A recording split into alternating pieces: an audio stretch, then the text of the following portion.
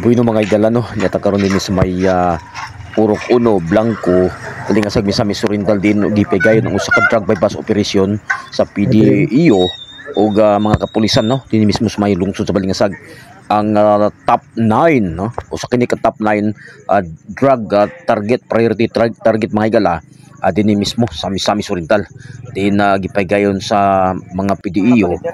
ingon man kapulisan sa lungsod sa Balingasag. Ug niadto makita karon no, nakuha kini ang usa ka bypass items nga gipakita sa operatiba dinhi mga panahon na ug gipakita nini ngadto sa kagawad gani gipicturean sa mga kauban ng mga operatiba ang gibasahan usab kini sa kini Miranda rights ang mao nga mga suspetsado mga higala. So ato nga masayran nga kini nga usa mga kining duha ka mga suspect manag live-in partner kini sila diin na sabat nining mga panahon na og usa kini ka top 9 no sa regional priority target mga higala og mismo ang ganina ang lalaki no wala makuha og karon ang babae sab ang magapakapan pero gikapkapan una sa kapitan no kapitana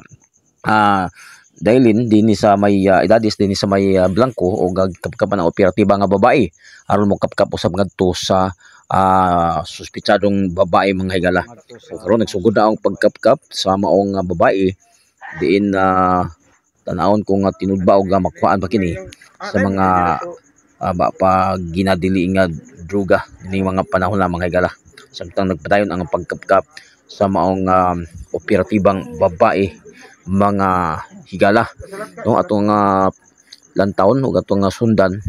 kung tinud ba gyud nga makuhaan kini sa bapa gituang Shabu tungod kay dugay na kini nga gimanmanan ang maong suspect mga higala no gani ubay-ubay na ang ilahang nga mga pag manman niini nga mao nga suspetsado ug nining mga panahon na no gihubo ang usa ka duha de kini ka short pan mga higala no duha ka short pan gihubo ang isa ug adun na ko ang rosaryuhan sa ato nga na kitaan kanina mga higala ug karon ang kining isa adunay usa ka sundanan sa akoy mga dagko kayo nga mga kiripak ang mga gituang Shabu mga higala. So kita kayo nato no nakuha gayud mismo sa bulsa no dinhi sa tuong bahin sa bulsa mga higala sa ikaduhang short pan no dubli niya short pan mga higala ug ubay-ubay gini nakuha og ang dagan gipangkuha sa ilalom mga higala mga short di ba minaw mga ato nga sutaon karon tinuod ba kini nga gituan nga Shabu mga higala ang kini nga mga gipang kuy karon sa operatibang babae mga higala no ato nga matigdan nga gisulod kini sa siga ni sa sigarilyo mga higala o gikan sa babae o kining babae mga higala mo ni ang top 9 no regional target ug karon nagibutang na mismo sa ilahang mga butanganan no na dani ang drugs ug ang non drug kita to ang ubay-ubay no mga butang mga gituan Shabu ini mga panahon na. Okay, sumuka na mga higala no kita kay nato sa akto gayud mga mo kini ang actual video nato nga ato nga pag-monitor og karon ang usa sa witness ni ang kapitana og kagawad dinhi mismo sa may Blanco barangay Blanco mismo dinhi particular sa may barangay Uno Blanco mga higala sakop sa lungsod sa Balingasag inguman usab kini inyong alagad media mga higala media man nga nakaantabay nining mga panahon na aron nga motutok gayud sa paglantaw nining gipahigayong nga drug bypass operation no gagimanmanan kini nga mao nga suspect mga higala matud pa sa usa ka Davao mga higala headed by Police Major Di Oro mga higala sa PDEO no ug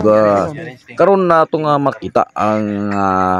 humana ang pagkapkap sa mga nga babae di na i-inventory na kini ini mga panahon na og pila baka buok ang natigayon. Uy, ubay-ubay. So adunay mukapat kini sa 12 ka mga gituang shabu mga higala, no? Nakalain kini ang mga dagko nga mga ripak ug man usab ang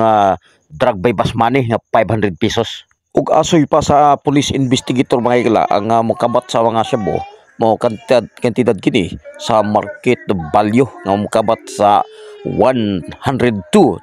pesos, no, sa 15 grams, no, 15 gramos ang shabu nga nasabat mga higala. Karon sakay na karon sila on board na sa atong patrol din, no, sa karon ini mga higayon na, no,